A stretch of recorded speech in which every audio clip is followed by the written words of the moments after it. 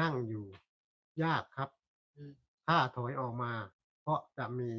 ความเจ็บปวดอืเข้ามมารุมเร้าอืมต้องทำอย่างไรครับก็ดูมันล่ะค่ะ นี่แหละปัญญานะค่ะครับนั่นแหละค่ะมีความเจ็บปวดนั่นแหละเขาจะสู้กันถ้าเราไม่ลุกปัญญาจะเกิดขึ้นตอนเจ็บปวดนั่นแหละนะถ้ามีแต่สงบนั่นหินทับหญ้าสงบเฉยอันนั้นก็ดีมีกำลังแต่ถอยออกมานี่เวลาถอยออกมาแล้วเจ็บนี้จะเกิดปัญญานะจะเห็นความเป็นจริงนะ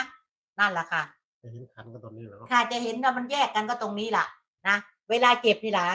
เจ็บไปอดทนไปอดทนไปเขาก็สู้กันไปนะใช่เราไม่ลุกนะสู้กันด้วยปัญญาสู้กันด้วยปัญญานั่นแหละค่ะจะเห็นการแยกว่าเวลาพุทโธพุทโธพุทโธก็หยุดขึ้นมานี่เอาสติมาจ่ออยู่ที่ลมนี่พุทโธพุทโธพุทโธอันนี้บ่เจ็บแล้วเริ่มแยกแล้วพุทโธพุทโธพุทโธบ่เจ็บแล้วแยกแล้วต่อไปก็หมดกำลังของสมาธิกำลังก็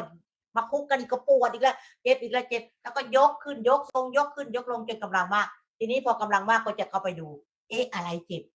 เวลาเรายกขึ้นมาทำไมไม่เจ็บ เวลามาคุกทำไมต้องเจ็บ นี่แหละเริ่มปัญญา ปัญญานะนี่เขาถามกันแล้วว่าทำไม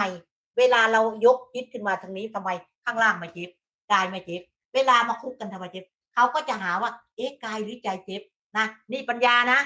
หาละวิปัสสนาค่ะวิปัสสนาแล้วตอนนี้หาแล้วเอ๊ะกายเจ็บหรือจิตเจ็บนะแล้วเขาจะเข้าใจเลยว่าจิตเจ็บหรือกายเจ็บเขาเห็นเองโอ้อันนี้นี่เองแล้วก็เป็นธรรมเป็นมรรคเก็บมรรคแล้วนะกายเวทนาจิตธรรมนี่แหละจะอยู่กับสติปัฏฐานสี่แล้วนะ